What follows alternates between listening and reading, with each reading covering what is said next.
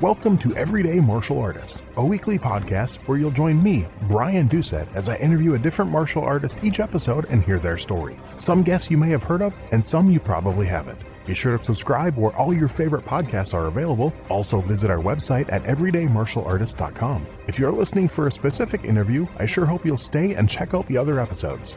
A very special thank you to Topher Williams for our custom theme music. And now, the newest episode of Everyday Martial Artist. Everyday Martial Artist is brought to you by KOOnline.com for all your martial arts needs. Sparring and safety gear, rank belts, uniforms, weapons, patches, and more. Wholesale supplies made by martial artists for martial artists. Visit us today at ko-online.com. Hello and welcome to a new edition of Everyday Martial Artist. I'm your host, Brian Doucette, and as we do every week, a brand new guest talking about their experience in the world of martial arts and anything else they're involved in. My guest this week is a combat veteran of the U.S. Marine Corps, been studying warrior culture for over 2 decades, a journey that's taken him to 24 countries, multiple battlefields, and some of the last warrior temples on the planet. He leveraged his former life as a war correspondent to become an international expert in how the best teams continuously improve pipeline and performance. He's a Tampa-based TEDx speaker, and his work studying teams in more than 24 countries, some of the most dangerous places on the planet, has been published in news outlets including Time, CNN, NBC, Forbes, The Wall Street Journal, and Inc. He shares his experiences with warrior culture in a nationally syndicated business column with the business journals, and has authored 3 books on the topic of warrior mindset in business. Oh, he also holds a black belt in Aikido. Please welcome to the show my guest today, Mr. Shawn Rhodes. How are you doing today, sir? Thank you, sir. It's doing great, man. I got to get you to pay to read that interview in front of my kids. That was good. Well, I do voiceover for a living, so I might be able to do that for you. We'll work out a deal maybe. But all right.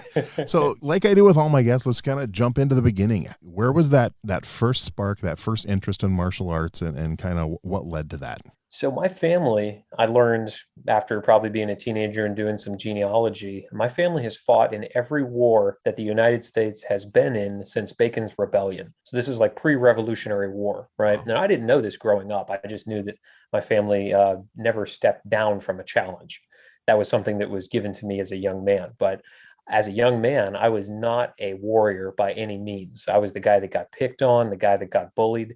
And like a lot of martial artists, that's their motivating factor, if you will. You know, they wanted to learn how to defend themselves.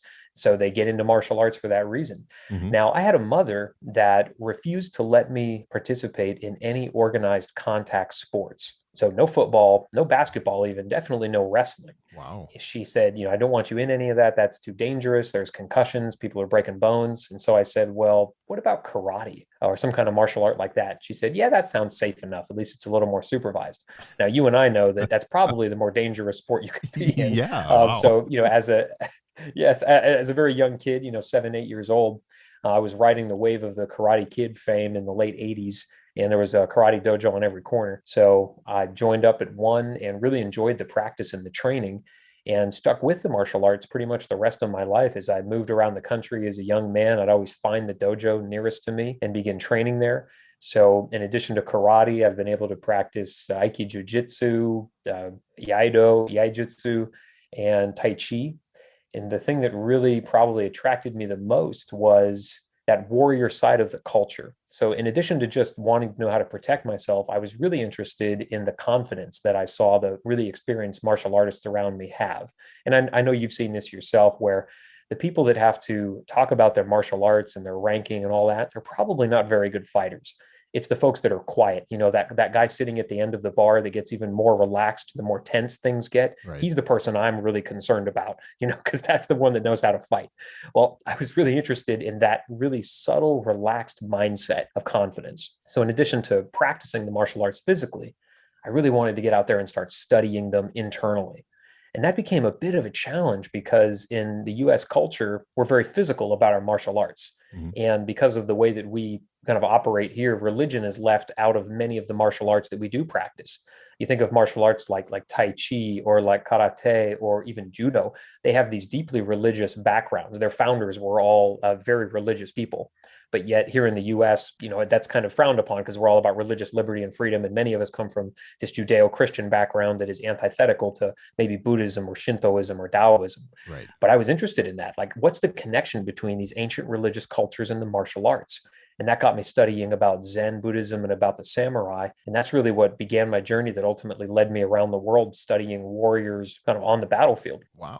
So let's back up just a little bit. That very first karate Yeah. school you went to, first of all, do you remember which style of karate it was? And what was it about that specific school? What are some things you remember of that? Maybe like your first class, what made you try it out and then think, hey, I'm going to stick with this one? Well, I like the fact that I could finally be in a sport that didn't determine my value on how fast I could run or how hard I could throw a ball. Okay. So it was deeply physical. Karate schools for kids are basically just how much can we wear these little fellas down? Like that's the mindset, because Yep. you're not really picking up any advanced kata. It's like just give you the basics so that when you become a teenager and an adult, you can really refine the basics. And so for me in the early days, it was that I could be around a group of people that I didn't have to try to outrun. I didn't have to try to out throw or out jump because I wasn't very athletic. I could just be in a place where an instructor would give me the help, the guidance that I needed, and then they'd leave you alone to practice it. And I really appreciated that about that particular school. Now, what federation or style it was, no idea. Think Oh, about the most American karate school in the 80s. That was probably the one I was in.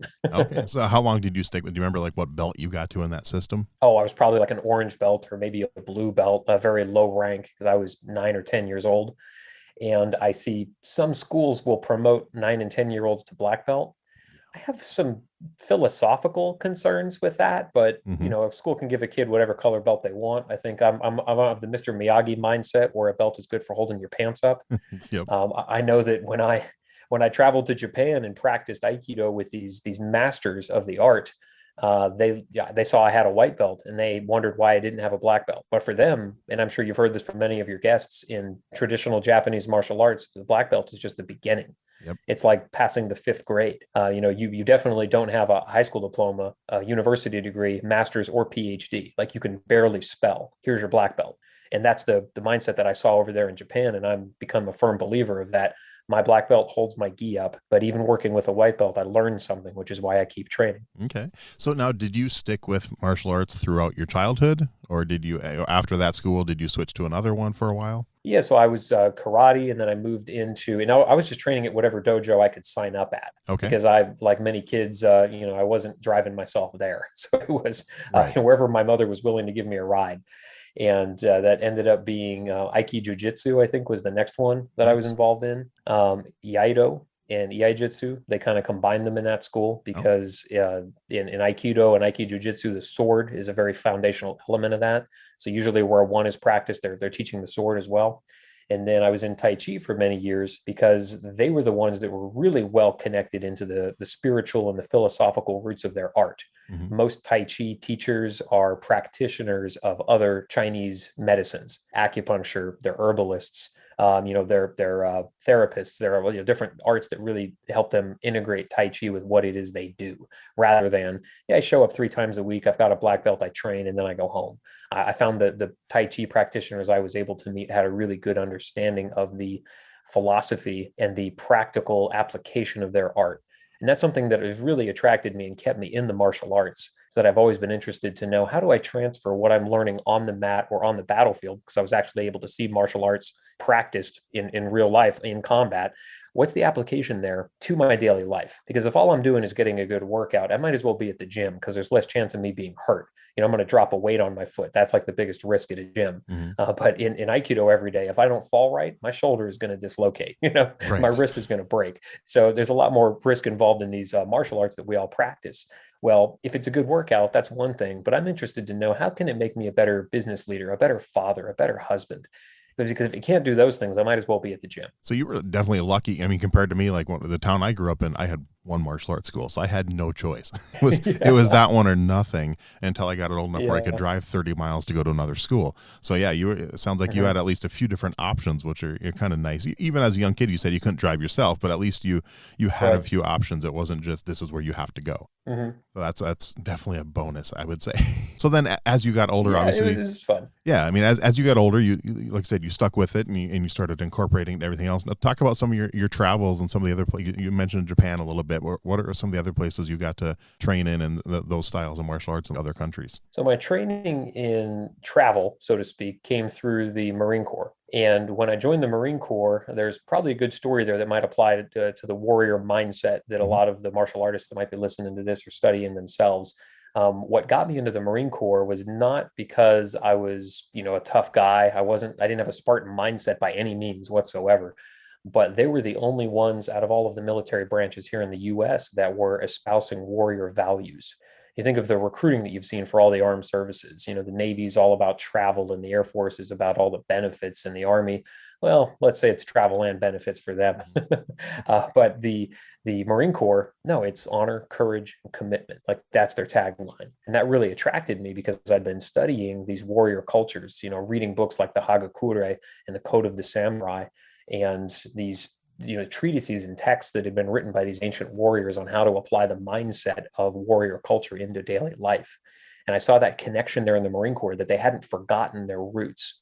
So when I joined the Marine Corps, they have their own basic martial arts program. At the time, it was called MCMAP, the Marine Corps Martial Arts Program. And think like the early days of MMA, where it was just how quickly can you down your opponent? That's basically what they were teaching us in boot camp. And they gave us the caveat: keep in mind, recruits, that when you leave 3 months of training, you know just enough to get your butt kicked, but probably not enough to win a fight. That comes later. Okay. And that really resonated well with me in my martial arts, because in the Marines, they teach you how to have a very healthy ego, because they're expecting an 18-year-old to like take a bunker. That Right. requires a healthy ego. You have to have a lot of confidence in yourself to do that. Yep. Well, their martial arts are the same way. So they said, just be aware. You probably don't know as much as you think you do. And as I ended up, going through 4 years of the Marine Corps, being through 2 tours of combat in Iraq, I got to be around these men and women that were dedicated not just to physical fitness, but to keeping themselves alive on the battlefield. So there were many people involved in a wide variety of martial arts. Every base that I went to usually had a couple of dojos, sometimes formal, sometimes informal, where people would just get together to grapple or fight or box or whatever it might be. Usually the way to settle an argument was just to go to the ground. And in the Marine Corps, that's kind of how they taught us to solve problems, because that's our lifestyle, right? That's what you're expected to do in combat. So the person that could prove themselves physically usually won the argument first. And that mindset, again, that warrior mindset, really applied directly into the battlefield, served me well. So there's a couple of things that I picked up in training, that both in the martial arts dojos I trained at and in the Marine Corps basic training, that kept me alive on the battlefield. And this might be something that would be helpful for your listeners, because I'm one of the 4% of the US that served in the military, and only one of the 2% that's actually gotten to apply that experience in combat. So all these martial arts that we practice, I'm maybe one of the few people that can tell you, hey, here's how it actually works. Okay. Well, all of the yelling that happens in some dojos, and again, not every dojo does this, not every sensei does this, but a lot of people are very physical. They're very overbearing.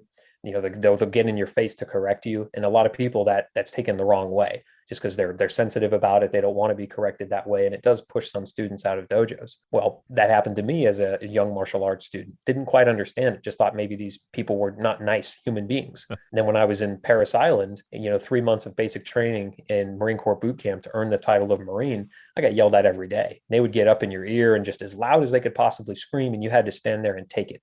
Now, again, I thought these are just some sadistic human beings. Like they're all sadomasochists, every single one of them.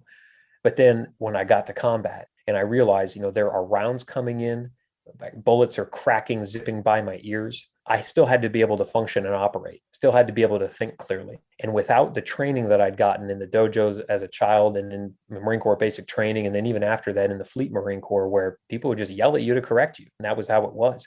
It wasn't because they were mean. It was because they understood you need to be able to operate under pressure. Loud noises that would really disorient or like a lot of people lose focus will get you killed if you can't operate under that pressure and respond.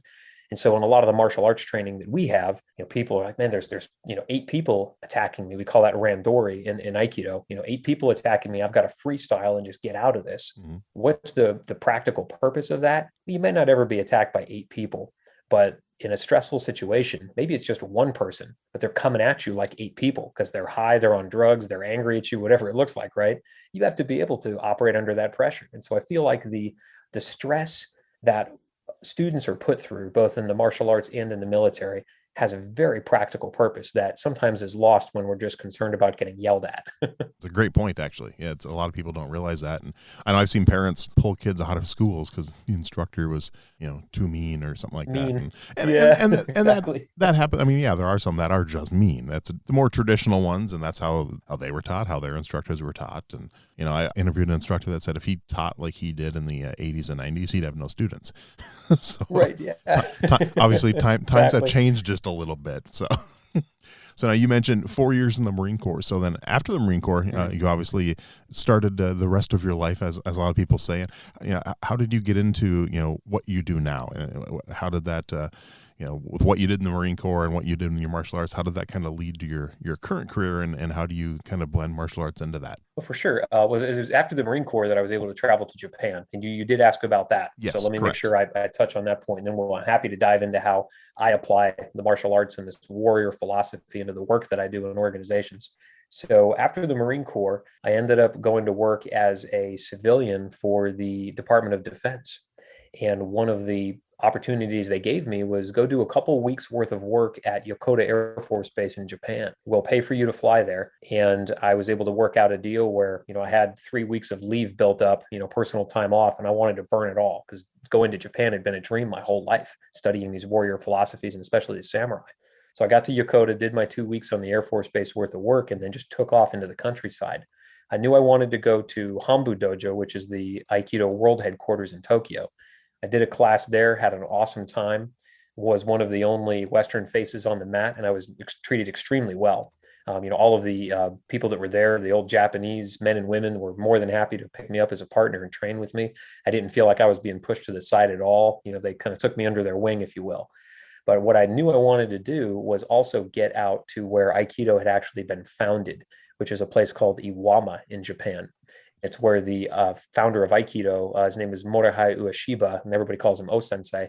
That's where he retired to during World War II to get away from the city, because in Japan, every city was getting firebombed by Allied forces. Mm-hmm. So he took off to the countryside, had a piece of land there, and he built a dojo and he built a shrine to the Aikido gods, if you will. It's called the Aiki Jinja, and it's still an operational, functional dojo. Even though his family doesn't live there anymore, the place it's not abandoned because the students still keep it up. But it's a functional dojo with a little living unit beside it where the founder's family lived at one time. Across the street is a shrine for the Aikido, kami, the Mm-hmm. deities, if you will. And in order to go train there, I really love the process because you can't just show up. You have to have a letter of introduction. I think very traditional Japanese, right? Your sensei has to write a letter of recommendation for you to be able to train there. Wow. So I had my sensei in the U.S. produce that letter, send it over. They said, "Great, we'll see you when you see you," basically. So I take all the trains and the bullet trains and everything to get out there to the countryside, and I show up to this dojo, and they still give you the experience that a warrior monk might have had hundreds of years ago. So think like Shaolin Temple before the current regime took it over and kind of made it into a tourist attraction, if you will. Mm-hmm. Because I know you can pay to go be a Shaolin monk, to train at the temple. Right. But in this particular case, they asked for a couple dollars a day worth of living expenses, but I had to sleep on the mat in the dojo itself, wake up, meditate, hour of training, 2 or 3 hours of cleaning, just like I'd had to do in the military. They work you in the garden. So it's an organic garden they run where they're growing things like radishes and things like that to eat. So it's a vegetarian, kind of a property, if you will. So I had to work in the garden, more training, maybe a half hour, an hour worth of rest in the afternoon. And then you're back to fixing things and cleaning and training more. And that's every day of the week. Wow. So it was an incredibly intense schedule, very physically exhausting. But that's the schedule that is thought of as a very traditional way of like, you're going to live on property. That's what you have to go through.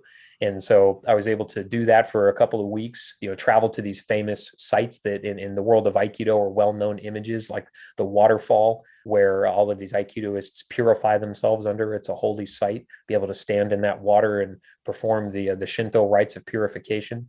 So it was a really cool experience to be able to do that. And I think what I really got out of it most of all was the holiness of this art, because these people live so close to the land, so close to nature, there's no air conditioning in this dojo, right? Slide the screens open and that's where you are. Whatever the temperature is outside, that's the temperature you're training in. And that's in drastic difference to a lot of the dojos I've gotten trained in here in the US. Oh yeah. And the way that they approach their art was just ancient. I felt like it was really tied into the roots of combat rather than what a lot of people think of as Aikido, all these flowing throws and silent break falls and things like that. The folks at Iwama were still practicing probably like combative arts were practiced 100 years ago. And that was incredible to be a part of. Wow. That sounds like a really cool experience. Yeah, especially the 5 a.m. wake up calls to, rake the gravel. They think like Zen monk because that's how these folks lived. That's really cool. And you said you stayed there for just a few weeks only? That was all my body could take. I suppose. Honestly, and I've been through 3 months at Paris Island, 7 days a week, getting yelled at, calisthenics, obstacle courses. Being at Iwama for just a couple of days was more intense than all of that put together. Just because in Paris Island, I was about survival because I knew it was going to last 3 months and I know I didn't want to die on the first day. But being at Iwama, I wanted to represent the folks that had recommended me. And I didn't want word to get back that, this dirtbag showed up and he's just lazing about, not doing anything. So I really threw myself into it full force. And the schedule that they had me on, they give you the opportunity to put in full force everything you do. This is something that is culturally known about Japanese people. Whatever they do, they tend to do it with excellence. They really throw themselves 100% into it, whether it's pottery or flower arranging or bonsai or martial arts. And so that's exactly what they allowed me the opportunity to do. And I realized, wow, if I was going to do this full time, probably would have been better done in my 20s. I think I was in my 30s when I tried. My body was not in the same condition. Wow. I know I had met years ago when I lived in California. I met a gentleman who was a former Navy SEAL, and he had actually said something similar that he went through. He said the training he went through to become a Navy SEAL was actually easier than the training he went through at his 80s karate school. Was very traditional and stuff. And he said, yeah, I'd take that the Navy SEAL training 2 or 3 more times over that karate school again. So, yeah, they're training you for different things. Exactly. Right. And I feel like because going through military training and being able to follow these troops around even through their schools. So I've been able to follow scout snipers through their training. I don't perform the training, but I'm there to cover it and practice it, alongside them as far as, helping them clear houses and things like that. Right. And we can talk about, what I did in the Marine Corps if it'd be interested to your listeners, but being able to go through it with them, it's definitely more mental than it is anything else. The idea is you die before you quit. And that was something I feel like that the martial arts does give to people. If you stick with it long enough, it gives you that kind of do or die mentality.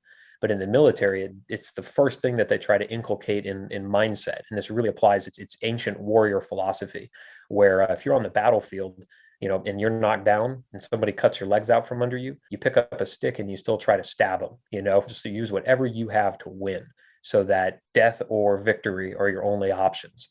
And that's something that was told to me as a martial artist, but I really learned it and saw it firsthand when I was on the battlefields that I was on. That's good though. I mean, that's it sounds like an amazing experiences you've had. So then talk about then, of course, like you said, after you left and kind of jumped into the adult world, the business world, and what led to some of those decisions on where your career went. And like you said, talk about how you used your stuff you learned in the Marine Corps and stuff your military training and your martial arts training into your everyday life then with this business. Well, something that might be of interest to your listeners would probably be the transition. Okay. So, and this is something that is, it's being talked about a lot more, thankfully, in society, these veterans transitioning off of battlefields and then coming back into society. Right. And there are great authors like Sebastian Junger that are writing books like Tribe is one of his books, which is about the kind of integration that used to happen in these warrior cultures, where a warrior would come back from the battlefield, but his culture was more willing to accept that because all of the men had been to war as well. And so he didn't come back to a culture that didn't understand what he'd been through or she had been through. Rather, it was, we've been there, that was 20 years ago, but I fought in this battle and now you're the next generation to fight. And they get where people are coming from. I think the challenge that we have today, and this applies to martial artists as well, is that most people in Western society are really insulated from violence. And martial artists are some of the rare people that, like we volunteer to show up every week to have people throw punches and kicks at us, Yep. So it's kind of a weird mindset if you think about it, in that most of these folks do everything they can to avoid violence. We step into it. Now, the challenge there is that we've got to be very careful about being over aggressive when we leave the dojo. And a lot of veterans have this challenge when they leave the military, in that there's a lot of great things to carry from the mat or from the battlefield, but there's some things that need to be left there as well. Because in polite society, it's not the person who throws the strongest punch that wins. We have to operate in a little more civil fashion. Yeah, And of so for a course. lot of martial artists out there, a lot of veterans, they're challenged with this. And I see it all the time. I see people that are great on the mat, and yet they have challenges interacting with, everyday people that know nothing about the martial arts or about how to, put somebody into an arm bar that's throwing all of their weight behind a punch. Hmm. There's a difference there that I think it's really important we be aware of, and then understand, hey, how do we take the things we do learn on the mat and apply them in ways that make us better people? Because I think that's the idea of the martial arts today. It's what it's evolved to. Very few opportunities for you or I to get into a fist fight unless we go out looking for it. Right. However, plenty of opportunities for conflict. So if the things we're learning on the mat don't apply to how we deal with conflict and how we create win-win scenarios in our daily lives, on our jobs, and with our relationships, then yeah, the martial arts is just a hobby. I never wanted it to be just a hobby for me. I wanted to figure out, how do I begin applying this into every area of my life that I possibly could to make me a better human being. And that means I've got to figure out ways to take what I learned, use it to better myself, and use it to better the people around me, if I can teach them anything that I might have picked up along the way that they're ready to learn. Mm-hmm. So then what led to, I mean, I mentioned in your intro, you're a TEDx, Yeah. so you're a public speaker, not something you probably do a lot of, I'm assuming in the military, or did you? Well, believe it or not, I had the rare job in the military that, if you think of like who's the public speaker of the military, that was the job I had. Oh, okay. So in the Marine Corps, they called it the role of a combat correspondent. So Okay. for those of you out there listening that have ever seen the movie Full Metal Jacket, an old Stanley Kubrick movie, Yep. I was the character Joker. So the guy with the notepad and the camera that would just kind of wander around unit to unit on the battlefield, writing stories and taking photos. Oh, okay. That was my gig. So it was a little more of a natural progression then for your career afterwards. It was, yeah, it was. I was also trained in public relations and crisis communication. So I was the only one. You think a 19-year-old being pushed in front of a 2,000 person unit when the CNN cameras show up. Wow. And they said, "You've been trained in it. Get out there, do your job." And so I was the one that had to stand up there, just like you see, Jen Psaki doing the White House now, in front of all the reporters. That was my gig, which was a lot of fun, very, very stressful. So I use a lot of what I learned in the martial arts to kind of keep myself calm and collected in environments where, if I say the wrong thing, not only will I be demoted, but I'll probably be sent to an even scarier place, if that can be imagined. Right. Where's even more combat happening? Because Rhodes, that's where we're putting you now. So that was my job. So with getting towards the end of your career in the Marines, was that already in your mind? This is what I want to do? Or was there during, like you talked about the transition and stuff, was there something where you're like, I don't know what I want to do with the rest of my life? I'm not sure. Or did you, after those 4 years, did you pretty have a good idea that I enjoy this, I love this, I want to keep doing something similar? Well, something that I think a lot of your listeners will align with is that I loved helping people build bridges from where they were to where they wanted to go. Okay. So for the listeners out there, think about if you've ever been put in an instructor position, or maybe you're the senpai in your dojo, and you've been put in charge of the brand new student, and it's your job to kind of walk them through the basics, or just to keep them safe, if nothing else. We're about to throw you to the ground. Here's how you fall safely without breaking your back. I really loved those types of roles, even when I was a young man on the mat, when I had just enough experience to take the new people and walk them through the ropes. Okay. And in the Marine Corps, I got out as a sergeant, which you think is like mid-level management in most companies. Mm-hmm. So it was my job to keep the people below me trained, help them understand what their jobs were, because most of them had never deployed before. And I had been to 2 combat tours, so I had, double the experience they did. So to walk them through, here's how you get your feet on the ground. Here's how you connect with the units you're supposed to be talking to, how you write your stories, take your photos, and do it while keeping your head on your shoulders, not getting killed. That was my role in the Marine Corps eventually, as I began to rise up in rank. So as I got out of the Marine Corps, I thought to myself, I love teaching. I love passing on knowledge, people that want to learn. And I had a lot of really impactful teachers when I was growing up in public school. And the history was a subject I loved the most. So I decided I was going to try to be a high school history teacher. So that's what I went to college for. Oh, okay. Now, I quickly discovered, like most people that run dojos discover, the 35 grand a year that I was going to make doing that job was probably not going to fuel the quality of life that I wanted for my family. Yep. So exactly. dojo owners know exactly what I'm talking about there. And I thought to myself, all right, well, This is a great piece of advice I got, which I think leads a lot of people into opening dojos, actually. It's find the thing that you love so much you do it for free, and then find a way to get paid for it. Now, for me, that wasn't running a dojo. I didn't have quite that amount of passion for any singular art. And I still don't for Aikido. I'm blessed to have people that take the time out of their lives to run dojos that I get to train at. But for me, it was communicating. It was passing on that knowledge, helping people get from A to B a little bit faster. And I saw people like Simon Sinek and Tony Robbins and Zig Ziglar and Jim Rohn, some of the older public speakers, motivational speakers out there. And I thought to myself, yeah, that looks like something that I would really have a lot of fun doing. And so I began to invest the time and the energy into transferring the public relations skills I had, the conflict communication skills I had into the public speaking sphere, where I could go to a conference and stand in front of 1,000 CEOs and explain to them how the very best performers in the world were able to operate under these stressful environments and still get ahead of the rate of change itself. So just before we hopped on this call, I was actually doing that for a couple hundred people virtually. They were working in call centers, this particular group, and being able to walk them through how the world has changed and how do you pivot so that you don't have to worry about these changes hitting you smack in the face. And I use a lot of martial arts analogies when I speak. I'll talk about judo, talk about aikido, and that when a force is coming at us, the worst thing you can do is try to meet it head on and grapple with it. That might be really effective in jiu-jitsu or MMA, but even those folks understand not to quite meet force on force. It's how do we redirect it? How do we create a resolution by harnessing that force, being the pivot point, if you will, in that interaction, and hopefully getting a peaceful resolution at the tail end. And I don't know about you, but I'd much prefer to end any fight that way, where we might have started as enemies, but at the tail end, we're drinking a beer together. That's my ideal outcome for any conflict. And that's something martial arts have definitely helped me develop. That's cool. So do you remember then your very first public speaking job after the military and kind of how that came about? Yeah, I was probably getting paid nothing because that's how most public speakers start. Yep. You volunteer to speak anywhere that will have you. So you think like in the old days when we used to do martial arts demos, and you would do those anywhere that you could set up a tent. You'd go to the county fair, you'd go to the the community center, anywhere that would have you. That's where you would show up, and you hope that enough people have interest. They get your flyer, they get your phone number, and they come to the dojo to train. And maybe that's how you get them kind of involved in martial arts.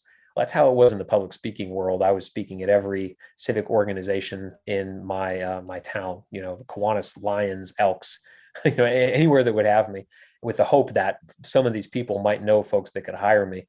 And it ended up being a little different than I thought it was going to be. As most entrepreneurs discover, your plan is great until it actually hits the road, and then you realize that your plan has to be changed. And the military is great at teaching people that as well. So to run my own business now, I've been able to present in front of 17,000 plus people, multiple countries around the world, Fortune 100 companies. I'm able to advise their executive teams directly. So it's a great life, but it definitely started with the same values and tenacity that I learned in the early days of my martial arts practice, which was you keep going until you either die or you win. And that's something that my instructors harp on even today. Even though I've been practicing martial arts for 20 years and I'm a combat veteran of multiple tours, they don't let it phase them because they know I'm still there to get that lesson on the mat every day. Shawn, you keep pressing until you win or you die. And you're probably not going to die during this class. So keep pressing. And I really love that message, and I keep taking it in every class. Very cool. So let's pivot a little bit to your writing. Now you have I mentioned the nationally syndicated column. So which came first, the column or the writing books? Probably in tandem, actually. Okay. And I'll tell you how I went about doing this. So and I'll try to put it in martial arts terminology, because I know that's the angle we're coming at it from. Definitely. If I see somebody who I have a lot of respect for in my dojo, some high-ranking black belt that I really admire personally and professionally, I'm going to look at how they move on the mat, and I'm going to try to emulate them, right? It may be because they have a different body type than me. It's not going to be exact, but I'm going to try to practice as closely as I can to the way they move, especially if the sensei's teaching them. That's who I'm trying to model. In business, it's the same way. The same principles can be applied. So I looked at the people that I had a lot of respect for. They were getting paid a lot more than me, like Simon Sinek, for instance. He's probably got one of the top 10 most viewed TED Talks in the world. And I asked myself, what does he have? How is he building his business so that as an outside visitor, what are the things I notice when I go to his website or when I look at the books he's written or when I read his books? How do I model that the same way that I would model my sensei when he's demonstrating something that I'm then expected to replicate? So I saw where they had spoken, the publications they'd been published in, how many books they'd written on what topics, all of the logos they had on their website of the companies they'd gotten to work with. And then I started asking myself, all right, there's my map. How do I begin constructing it for myself? And that gave me a battle plan, same way that you'd have if you wanted to emulate the way that the sensei did at Kata, where the way they moved in tandem with a partner. Just modeling success essentially is how the column and the book and the mentions in Forbes and Inc. and CNN all kind of came together. Okay. So let's just really quick, just talk about the 3 books, and I'll definitely put links in the show notes for them because I want to make sure people can see them and learn about your books and stuff. Just kind of go. I have the titles here and just talk a review of what each book is about. Yeah, so the first book I wrote, it's called Pivot Point: Turn on a Dime Without Sacrificing Results, and it's about pivoting with change. And the story that I tell in there, it's a narrative, and it was from a mission that I was able to run with. At the time, he was called General Mad Dog Mattis. So he later on became the Secretary of Defense. A lot of folks know him as James Mattis or Jim Mattis, but he was a Marine Corps general when I knew him. And we were engaged in a mission together that no one expected to survive. They sent about a dozen vehicles into the heart of Fallujah in 2004 on a suicide mission, essentially. So much so that the title of the mission was called the Dead Man's Patrol. That's what they named it. Wow. Now, we all made it back out without a shot being fired, which made history. However, the entire thing was classified for a variety of reasons until the recent pullout of U.S. troops in Iraq. And so when they began to declassify these things, I was allowed to talk about it. So that book is that story. So how do you apply these Marshall principles of planning and briefing and execution, and probably most importantly, debriefing, into the way that you run a business or a project or your martial arts career? So that's Pivot Point. The second book I wrote is called Universal Export. And that was more of a project around seeing life from a martial perspective, kind of very Aikido, one with the universe kind of a thing. In that I was always interested to know, hey, how do I work less and enjoy more? Especially as an entrepreneur, or if there's anybody that's listening right now that's running a dojo, maybe asking yourself, I'm putting in all of this work, but where's the happiness in all of this? Because I think that's what I'm trying to pursue. Well, I discovered if I never defined what my goal was, I had a very slim chance of hitting it. So it's really a personal development book about defining that life purpose and then aligning your life so that it happens on a little more natural of a schedule rather than trying to grind it out. Okay. And the final book, the newest one that we released just this year, it's called Bulletproof Selling. And the subtitle of that one is Systemizing Sales for the Battlefield of Business. So imagine taking the martial mindset that someone might have after years of training on the mat and applying that into a sales role. So if anybody's in the field of sales or you're running a business and sales is one of the many hats that you wear, that book is all about how to apply the principles that we learn on the mat, setting clear objectives, practicing and training every day, and probably most importantly, improving, even in small increments over the course of time. That's what makes a master. Wow. Actually, all 3 sound very interesting. I might have to check those out because podcasting, I sell sponsorship and stuff, and and with my voiceover business, I sell my voice. So it's definitely interested in that last one for sure, and that they all 3 sound very interesting. So I will definitely put links out there so everyone can check those out for sure. Just kind of our last few questions we're coming up on, but a friend approaches you and says, hey, I'm thinking of getting involved in the martial arts. What are some tips you give them or some advice you give them, what to look for, what to avoid in schools and instructors? What are, just some general information you'd give someone who asks to that? Well, I'd ask them why they wanted to get into martial arts. And there's no wrong answer to that question. Right. But I think it's important that we clearly define that. And of course, that's a tough question to ask a 7-year-old, which I think is how old I was when I started. We don't really know. It's 7. Yeah, it's really cool. I'm like the guys in the movies. Okay, fair. Ninja Turtles. But if a 20 or a 30 or a 40 or 50-year-old came to me with that question, then I'd say, well, I appreciate the interest. Why do you want to learn them? What are you going to do with the information, with the training, with the skill set? And if they tell me, well, I want to be able to defend myself, that'll allow me to give them some very clear direction into which martial arts might be best. Tai Chi might not be the first stop if they're just worried about being able to get out of a street fight. I might send them to a Brazilian Jiu-Jitsu dojo for that. But if they tell me, listen, I've got my life in order, I'm just interested in getting, good exercise and interested in figuring out, how to move as, just a little more physically. Well, great. There's tons of dojos that can do that. And the rare occasion where somebody might say, I actually want to realize my innate divinity which, believe it or not, is what the founder of Aikido said the purpose of Aikido was. Well, Oh, then I'd say go to Aikido. okay. Okay. So if you think of like all of the hippies, where am I going to send them? Probably into Aikido. Nice. But that's the response that I would give them. I'd say, why? Okay. Why are you interested? And define that. And there was even some martial arts schools that before they'll even accept a student, they run them through that same process, because they don't want somebody that's there for the wrong reasons, because it's a waste of everybody's time in that case. Exactly. So then in your 20 years of martial arts, I'm kind of curious your thoughts on MMA, the UFC, and kind of that whole thing and how it came into the martial arts world and how it's changed things. What are your thoughts on MMA and are you a fan? I've never watched an MMA fight from beginning to end. Wow.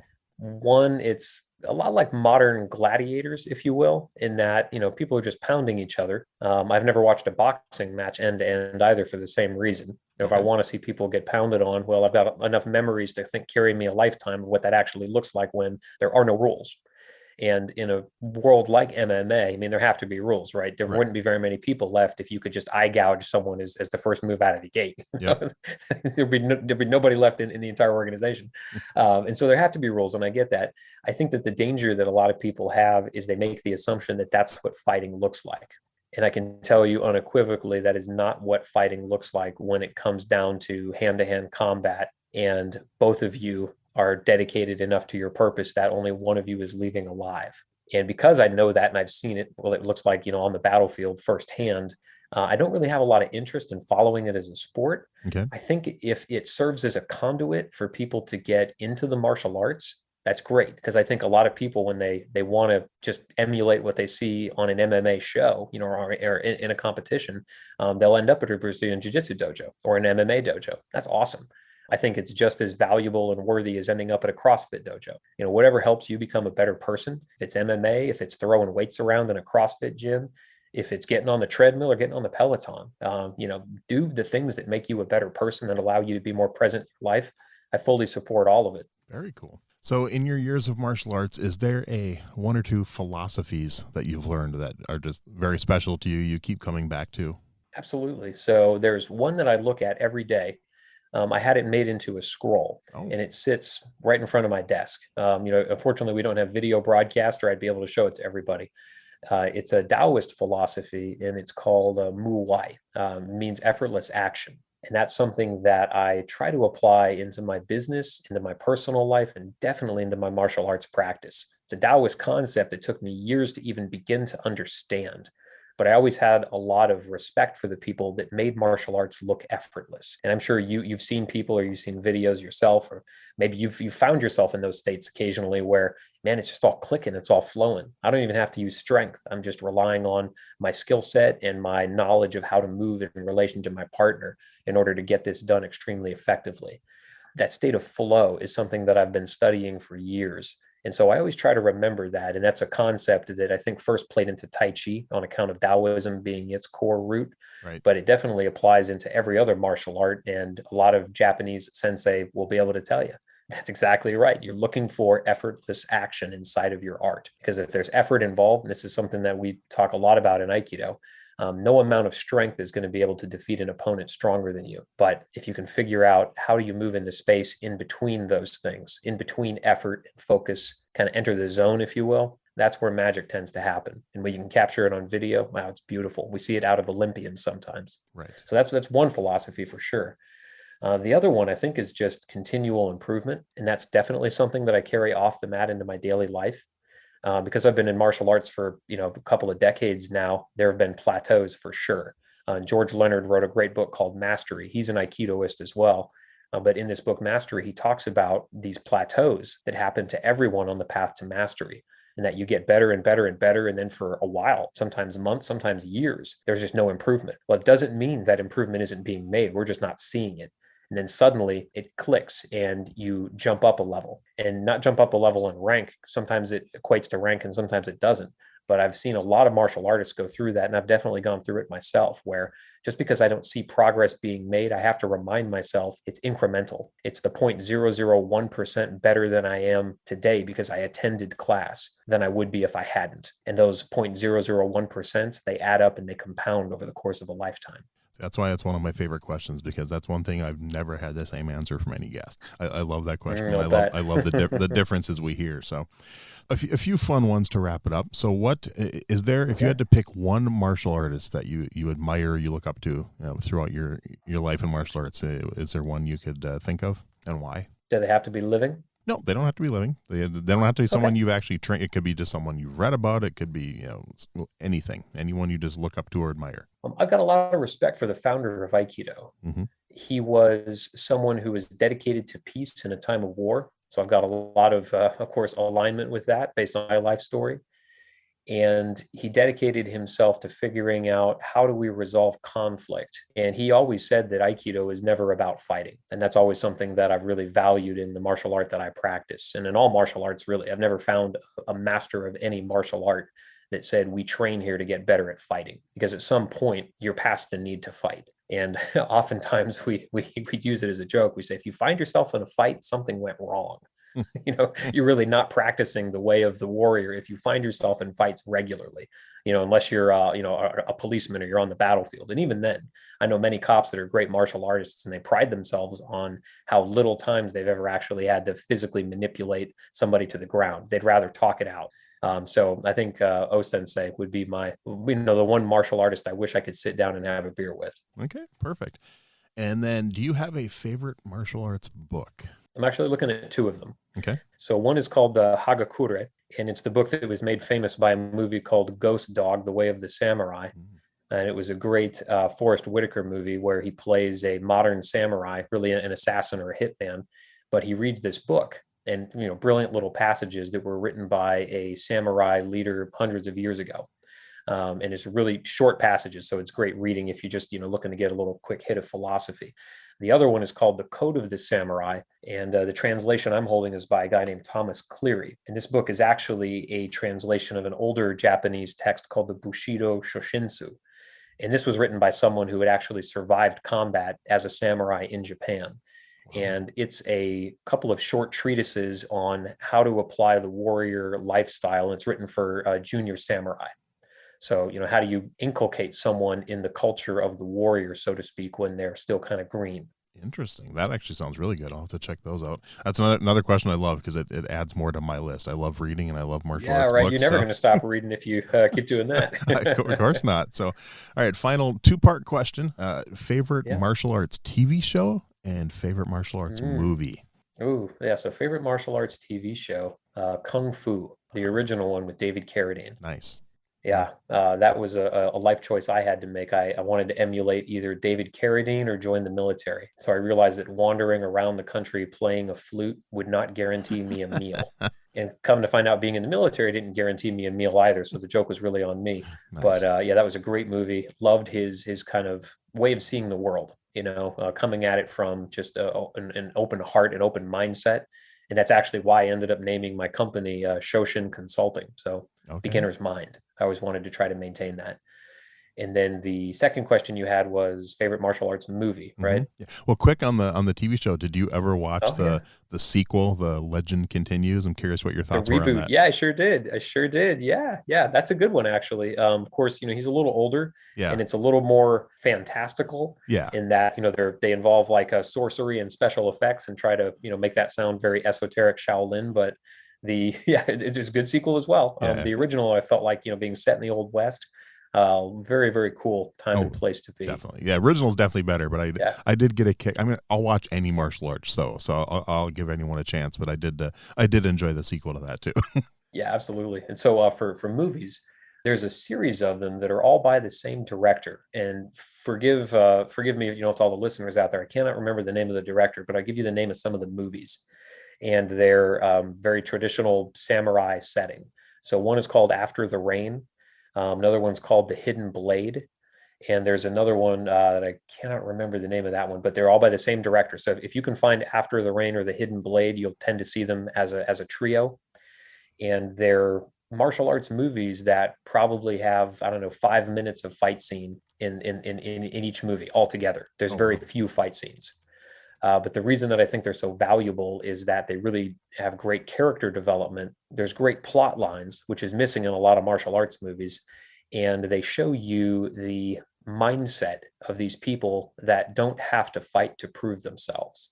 And for me, based on the interview we've had already, you could tell I value that highly, and I'm always interested in learning more about those kind of people. Definitely. Yeah, I've never heard of those ones. I'll have to look them up and see. I mean, I Well, might have seen them, but maybe, and you got to get subtitles on them. But a couple of them I think are on Netflix. So if you go looking for them, okay. Amazon Prime, Netflix, streaming, yeah, you can find them. Okay, I will definitely check those out for sure. That's another thing. Same with movies. I'll watch if it's got martial arts in it. I'll watch it. I'll give it a shot. And I mean, I own a few hundred martial arts movies on DVD, and I'm always skimming the martial arts sections on Netflix. So I'm always looking for fun stuff. Sure. And it's whether it's got subtitles, whether it's a current one, I'll watch them all. So it's all good. But well, Shawn, I just want to thank you. This has been a lot of fun. I definitely have a great story, and I'm looking forward to reading some of your books and watching some of these movies you recommended for sure. But any last minute parting words you want to leave the listeners with?